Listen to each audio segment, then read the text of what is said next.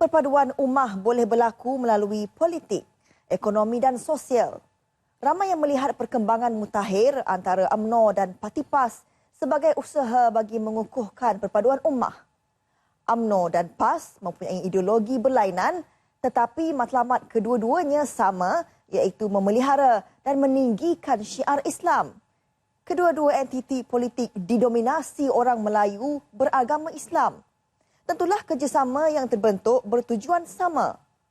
Umum mengetahui UMNO dan PAS pernah bergabung dalam kerajaan pada tahun 70-an lalu. Apakah akan wujud lagi gabungan itu? Suatu hari nanti tidak boleh diketepikan. Politik adalah seni yang sentiasa berubah. Dan analisis minggu ini melihat kerjasama kedua-dua entiti politik itu dalam perspektif perpaduan ummah bagi meningkatkan syiar Islam di negara ini. Dan saya Dilaila Kadir.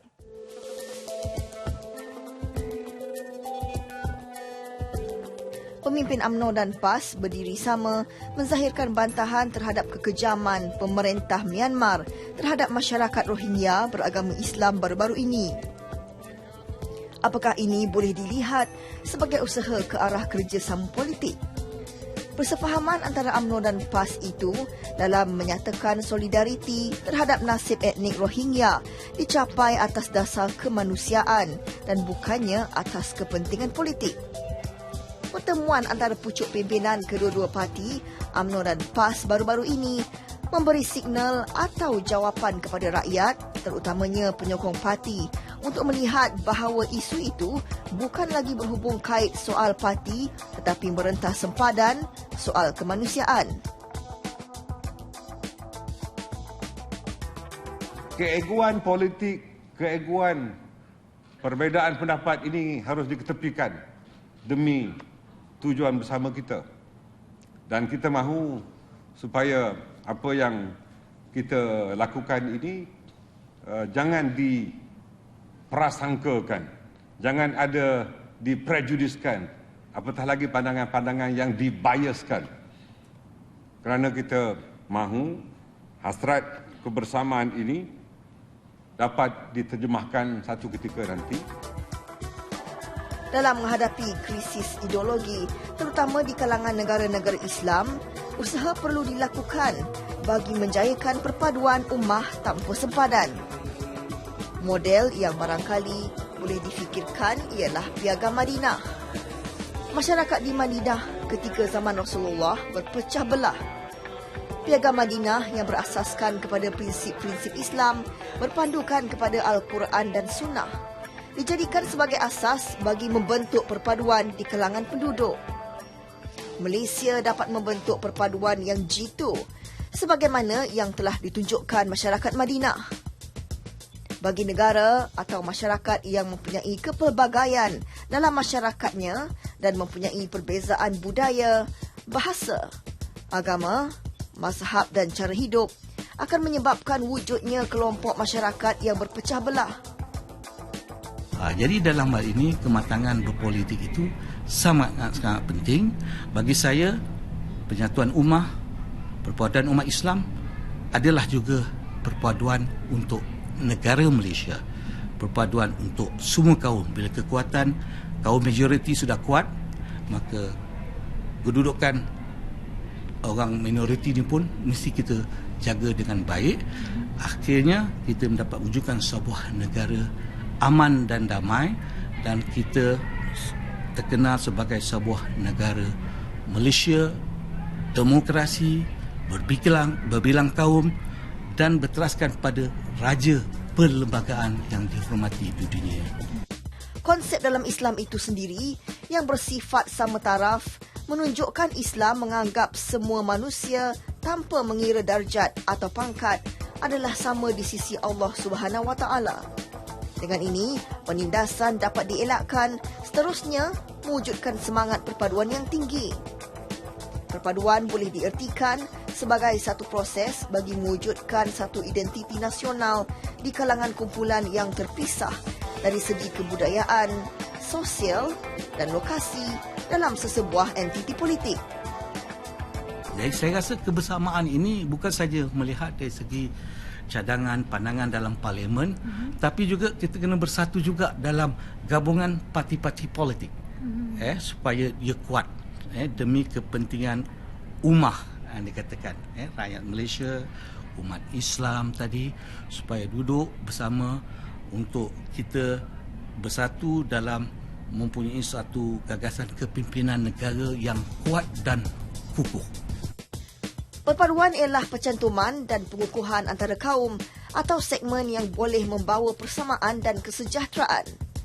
Dalam Islam, sentiasa menekankan pentingnya perpaduan, terutamanya di kalangan umat Islam itu sendiri dan juga antara umat lain. Apa yang penting, pemikiran yang satu, dan juga kita bersatu memberikan idea bersama-sama dengan kerajaan untuk membina negara bangsa Malaysia yang kukuh dan mempunyai kekuatan ekonomi. Ini yang paling penting. Tapi yang saya nampak sekarang lebih banyak mengkritik, meneguh, nak menjatuh, kadang menghina, hal-hal peribadi pemimpin diutarakan. Dalam parlimen pun saya tengok macam banyak persoalan pertengkaran yang macam budak-budak. Yang saya rasa tak menariklah kita tengok. Kata orang tak matang, lebih emotion. Nak mendapatkan simpati orang ramai dengan cara macam macam lawak bodoh. Jadi saya rasa dalam hal ini, dalam politik Malaysia, yang Malaysia kita sedang membangun, kita naklah bersatulah semua kaum. Semua parti itu bersatulah. Tapi bersatu bukanlah masuk UMNO, masuk PAS, tak ada. Gabungan parti-parti. Tapi dalam masa yang sama, sebagai sebuah negara demokrasi, gabungan parti-parti ada komponen pembangkang, nak bersatu nak merintah negara, dan juga kerajaan pula barisan UMNO dengan PAS nak cuba bergabung, nak kuatkan. Ini masih lagi saya rasa tak menentu. Daripada pandangan saya, kita ingin melihatkan sebuah negara yang maju, demokrasi laju perlembagaan, dan kita mahu pemikiran ke penyatuan tadi, perpaduan idea tadi, dengan meneguh benda yang boleh ditegur dengan cara bersopan, dan seterusnya kita berharap masa depan negara kita akan menjadi satu platform negara, satu pemikiran pemahaman negara yang stabil, aman dan dihormati oleh dunia. Sambutan Maulidur Rasul yang diadakan setiap tahun di Malaysia boleh dijadikan pentas memupuk perpaduan ummah dan kebersamaan di kalangan umat Islam tanpa mengira ideologi politik dan fahaman masing-masing. Pelbagai acara diadakan, termasuk anugerah yang tidak terhad kepada orang Islam.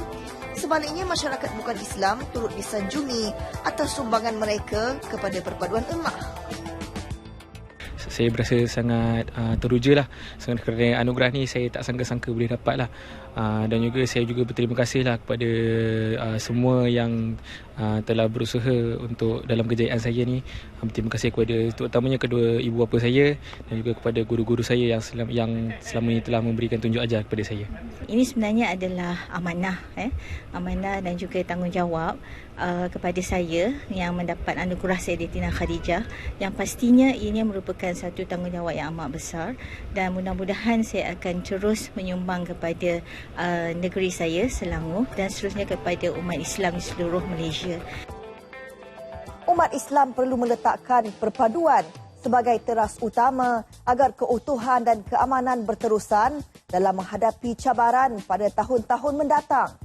Umat Islam perlu terus bersatu dan saling menyokong setiap usaha meningkatkan syiar Islam walaupun berbeza ideologi politik. Jangan jadikan perbezaan ideologi politik untuk menimbulkan kebencian antara satu dengan yang lain. Sedangkan umat Islam itu bersaudara dan mempunyai tanggungjawab mempertahankan agama.